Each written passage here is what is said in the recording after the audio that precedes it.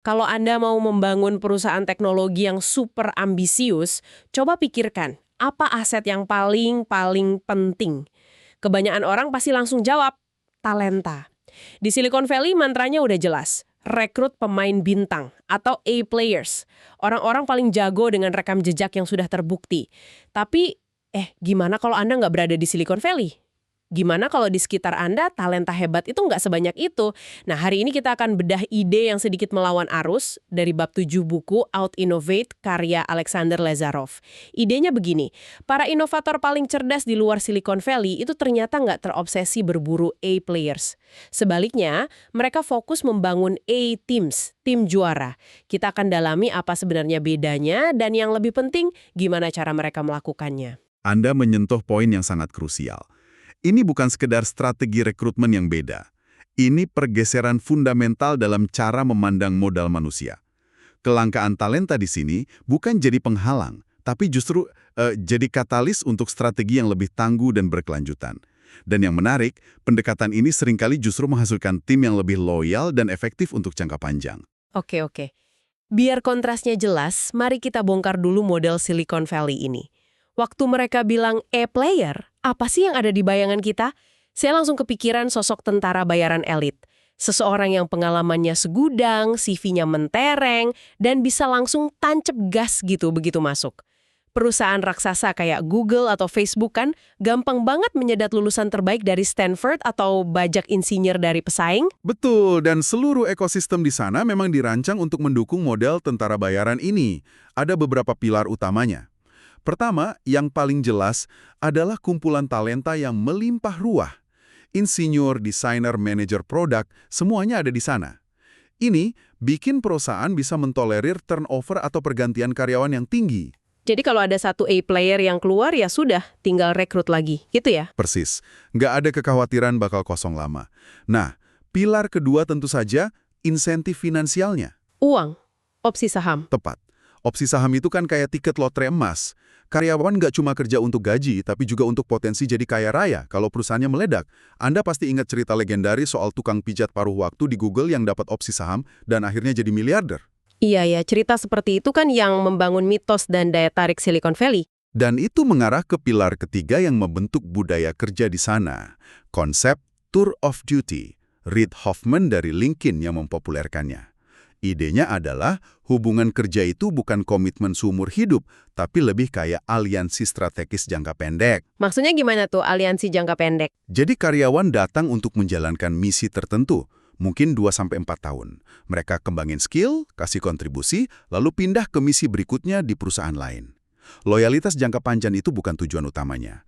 Baik perusahaan maupun karyawan sama-sama paham aturan mainnya. Jadi kalau disimpulkan, modal Silicon Valley itu kayak tim basket all-star, kumpulan pemain bintang yang didatangkan untuk menang sekarang juga, tapi belum tentu mereka akan main bareng musim depan.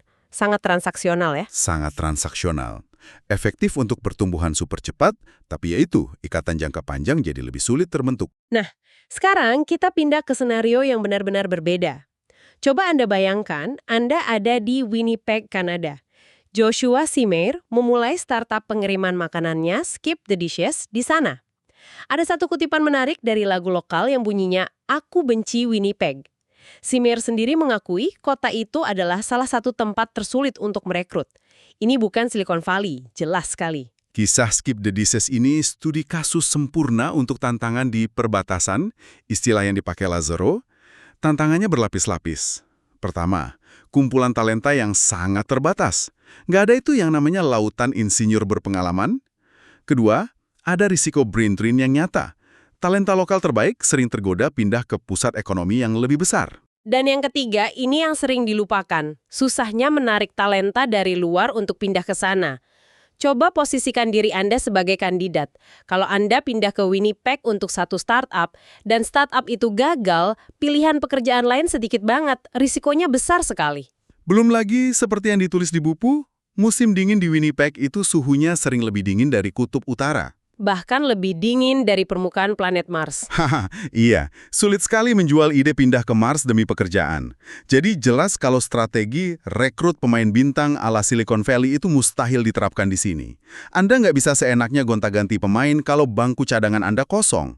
Anda harus membangun tim dari fondasi yang sama sekali berbeda. Disinilah konsep membangun tim juara jadi satu-satunya pilihan yang masuk akal. Oke, jadi pertanyaannya gimana caranya kalau nggak bisa berburu bintang apa yang mereka lakukan? Lazaro memetakan beberapa strategi yang menurut saya sangat cerdas. Strategi pertama adalah mendefinisikan ulang kriteria talenta. Mereka berhenti mencari CV yang sempurna. Benar sekali, mereka mencari sinyal yang berbeda. Skip the dishes, contohnya, mereka nggak cari orang yang pernah kerja di startup teknologi lain. Sebaliknya, mereka mencari orang-orang berkinerja tinggi di bidang apapun. Ini yang menarik. Mereka secara aktif merekrut orang yang pernah jadi juara kompetisi catur, juara debat nasional, atau pemenang Olimpiade Matematika. Tunggu dulu. Juara catur untuk startup pengiriman makanan. Awalnya kedengarannya agak aneh. Apa logika di baliknya? Apa yang mereka cari sebenarnya dari seorang juara catur? Itu pertanyaan yang bagus. Yang mereka cari bukan pengetahuannya tentang catur, tapi karakter dan kemampuan yang terbukti dari pencapaian itu. Kemampuan memecahkan masalah yang kompleks, berpikir strategis, ketenangan di bawah tekanan, dan yang terpenting, grit atau kegigihan. Mereka bertaruh pada potensi mentah dan karakter, bukan pada pengalaman kerja yang tercetak di kertas. Mereka mencari permata tersembunyi. Ah, masuk akal. Jadi mereka mencari soft skill yang terbukti, bukan hard skill yang bisa diajarkan. Ada contoh lain yang lebih ekstrim lagi dari Nigeria. Mark Essien, pendiri Hotels.ng. Dia menghadapi masalah serupa. Talenta terbaik tersebar di seluruh negeri. Jadi dia menciptakan sesuatu yang disebut HNG Internship. Ini jenius sekali. HN Internship ini pada dasarnya adalah sebuah mekanisme penyaringan digital massal yang objektif. Prosesnya sepenuhnya online. Calon peserta dimasukkan ke grup Slack dan diberi serangkaian tugas ilmu komputer yang makin lama makin sulit. Kalau mereka berhasil, lanjut. Kalau gagal, langsung tereliminasi secara otomatis. Nggak ada lihat CV di awal. Jadi kayak game eliminasi ya, survival of the fittest, tapi versi coding. Persis. Dan dampaknya luar biasa. Mark bisa menemukan talenta-talenta terbaik dari desa-desa terpencil di seluruh Nigeria. Orang-orang yang mungkin nggak akan pernah lolos saringan CV tradisional. Ini benar-benar mengukur kemampuan nyata. Oke, jadi mereka seperti pencari bakat yang jeli, tapi gimana kalau permata tersembunyi itu pun jumlahnya terbatas? Apa mereka pasrah? Atau jangan-jangan mereka bisa membuat permata mereka sendiri? Tepat ke arah sana. Ini adalah strategi kedua. Jika Anda tidak bisa menemukan talenta, ciptakan sendiri. Ini tentang membangun jalur pipa talenta Anda sendiri dari nol. Contoh paling terkenalnya adalah Shopify di Kanada. Mereka berbasis di Ottawa, bukan pusat teknologi utama. Dan mereka kehabisan insinyur senior. Lalu apa yang mereka lakukan? Buka kantor di Silicon Valley? Justru sebaliknya.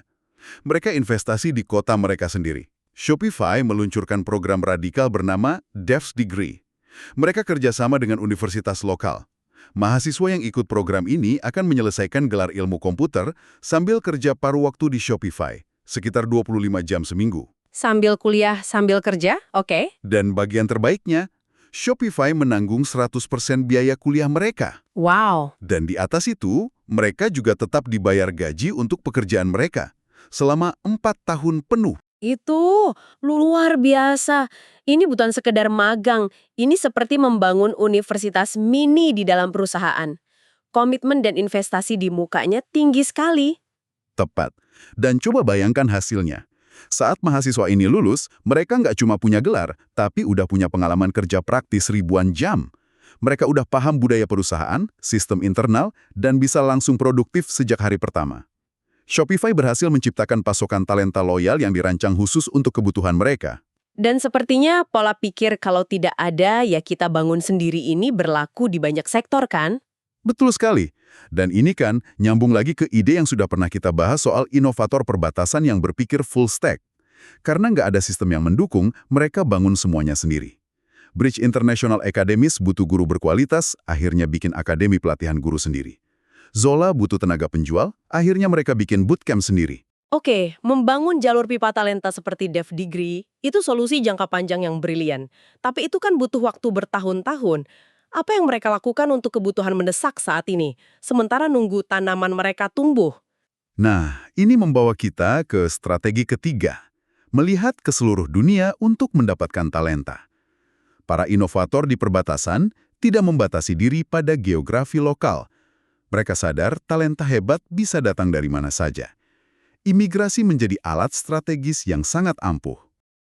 Ini menarik karena seringkali kita melihat imigrasi sebagai isu politik, bukan sebagai strategi bisnis. Di Amerika Serikat menjadi lebih ketat beberapa tahun lalu, itu justru jadi peluang emas bagi perusahaan kayak Skip the Dishes di Kanada. Mereka secara agresif memanfaatkan program imigrasi Kanada yang lebih terbuka untuk merekrut insinyur-insinyur berbakat dari seluruh dunia dan membawa mereka ke Winnipeg. Jadi mereka memancing di kolam yang sedang ditinggalkan oleh pemancing lain ya? Tepat. Contoh lain yang ekstrim adalah Fetcher, perusahaan logistik di Dubai. Mereka butuh banyak sekali pengemudi. Talenta lokal nggak cukup. Jadi mereka bikin tim imigrasi internal mereka sendiri untuk mengurus visa dan merekrut ratusan pengemudi dari Pakistan, India, Filipina. Mereka nggak nunggu, mereka jemput bola. Strategi, mendefinisikan ulang talenta, menciptakan talenta sendiri, dan merekrut dari seluruh dunia. Ini semua investasi besar, baik waktu maupun uang. Kalau sudah susah payah cari dan bikin talenta seperti ini, rugi banget dong kalau mereka cuma sebentar lalu pindah, kayak model tour of duty di Silicon Valley. Tepat sekali. Dan itu adalah inti dari strategi keempat dan mungkin yang paling penting. Pertahankan dan kembangkan talenta Anda. Ini kebalikan total dari budaya churn and burn atau pakai buang di Silicon Valley. Karena prosesnya begitu sulit dan mahal, para pendiri di perbatasan secara alami berpikir jangka panjang. Mereka ingin setiap karyawan tumbuh bersama perusahaan. Tapi di sini muncul masalah baru kan? Gimana cara memberi insentif agar mereka bertahan? Di Silicon Valley ada opsi saham. Tapi di perbatasan, pertumbuhan perusahaan mungkin nggak seeksplosif itu. Opsi saham bisa jadi kurang menarik. Anda menangkap dilema utamanya. Dan Lazaro memberikan contoh solusi yang sangat cerdas dari Phoenix International, startup energi surya di Uganda. Mereka menciptakan sesuatu yang disebut Phoenix Flames. Phoenix Flames. Kedengarannya keren, tapi apa itu sebenarnya? Semacam saham semu atau phantom shares? Apa bedanya dengan opsi saham biasa? Dan kenapa ini lebih cocok untuk konteks seperti di Uganda? Pertanyaan yang sangat bagus. Ya, ini bentuk phantom shares. Perbedaan kuncinya ada dua, nilai dan kesederhanaan. Opsi saham kan, baru berharga jika nilai perusahaan naik di atas harga tertentu. Tapi, Phoenix Flames ini dirancang lebih seperti kepemilikan saham langsung. Saham ini punya nilai real sejak hari pertama, dan nilainya akan terus naik seiring pertumbuhan perusahaan. Jadi lebih pasti dan terasa nyata bagi karyawan ya? Nggak cuma janji di atas kertas. Persis. Dan yang kedua, kesederhanaan. Menjelaskan konsep opsi saham itu rumit, apalagi kepada karyawan di pedesaan Uganda. Tapi model Phoenix Flames ini jauh lebih mudah dipahami. Dan yang luar biasa, CEO-nya memberikan ini kepada setiap karyawan, sampai ke petugas instalasi panel surya di desa-desa terpencil. Ketika Phoenix diakuisisi, skema ini memberikan imbalan finansial yang benar-benar mengubah hidup bagi banyak staf lokal mereka. Itu membangun loyalitas yang tidak bisa dibeli. Jadi kalau kita tarik benang merahnya, perbedaannya sangat fundamental. Silicon Valley mencari individu A-players yang sudah jadi kayak merekrut tentara bayaran untuk misi jangka pendek. Sementara itu, perbatasan fokus membangun A-teams, tim yang solid, loyal, dan dikembangkan dari dalam untuk perjalanan jangka panjang. Fokusnya bergeser dari membeli bintang menjadi menumbuhkan konstelasi. Tepat sekali. Dan ini menunjukkan tema yang lebih besar dari buku ini. Bahwa keterbatasan atau kendala itu seringkali justru menjadi ibu dari inovasi. Strategi-strategi membangun tim ini lahir dari kebutuhan, dari kelangkaan. Tapi pada akhirnya, solusi yang mereka ciptakan terbukti lebih tangguh, lebih inklusif, dan dalam banyak hal lebih manusiawi. Dan itu meninggalkan satu pemikiran penutup untuk Anda renungkan. Jika strategi-strategi membangun talenta ala perbatasan ini seperti menciptakan talenta dari nol dan berinvestasi besar pada retensi, terbukti lebih berkelanjutan, lalu apa yang sebenarnya menghalangi perusahaan-perusahaan di lingkungan kaya sumber daya seperti Silicon Valley untuk mengadopsinya juga? Apa artinya sebuah ekosistem yang lebih memilih perputaran pemain bintang yang mahal daripada berinvestasi untuk menumbuhkan orang-orangnya sendiri dari dalam? Sesuatu untuk kita pikirkan bersama.